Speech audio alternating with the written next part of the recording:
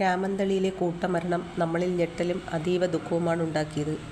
കലാധരൻ എന്ന അച്ഛൻ സ്വന്തം കുഞ്ഞുമക്കൾക്ക് പാലിൽ വിഷം നൽകി കൊലപ്പെടുത്തിയിട്ട് സ്വന്തം അമ്മയോടൊപ്പം ആത്മഹത്യ ചെയ്ത വാർത്ത ആരിലും ഞെട്ടലും വേദനയും ഉണ്ടാക്കും.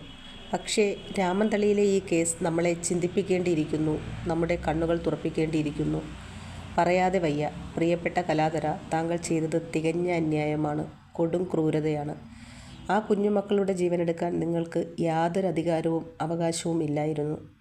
ആ കുഞ്ഞു ജീവനുകൾ എടുക്കാൻ നിങ്ങൾ കാണിച്ച ആ മനോധൈര്യത്തിൻ്റെ 100-ൽ 1 പോലും വേണ്ടായിരുന്നു നിങ്ങളുടെ പ്രശ്നങ്ങൾ പരിഹരിച്ച് സമാധാനത്തോടെ ജീവിക്കാൻ.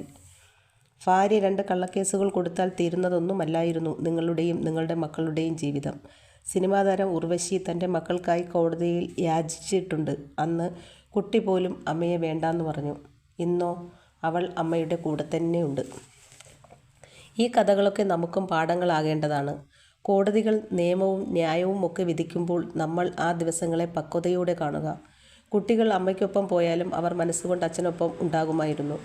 നാളെ അവർക്ക് അഭിപ്രായ സ്വാതന്ത്ര്യമുണ്ടാകും. അന്ന് അവർ നിങ്ങൾക്കൊപ്പം വരും എന്ന് തിരിച്ചറിയാതെ പോയതെന്തേ?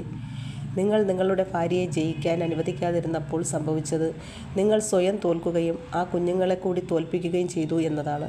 സ്വന്തം കേസിന് ബലം കൂട്ടി കാശുണ്ടാക്കാൻ വക്കീലന്മാർ നൽകുന്ന പോക്സോ ഉപദേശങ്ങൾക്ക് കൂടി ഒരു താക്കീതായി കലാധരൻ മാറുമ്പോൾ ആ കുഞ്ഞു മക്കളുടെ അമ്മയോട് പറയാതെ വയ്യ. നിങ്ങളെടുത്ത തീരുമാനങ്ങളൊന്നും ശരിയായ വഴിക്കായിരുന്നില്ല അമ്മേ. നിങ്ങളുടെ മക്കൾ നിങ്ങളുടെ വാശിക്കുള്ള ഇന്ധനമല്ലായിരുന്നു. അനുഭവിക്കുക. ഒരു ജന്മം മുഴുവൻ ഇനി നീറി നീറി ജീവിക്കാനേ നിവർത്തിയുള്ളൂ.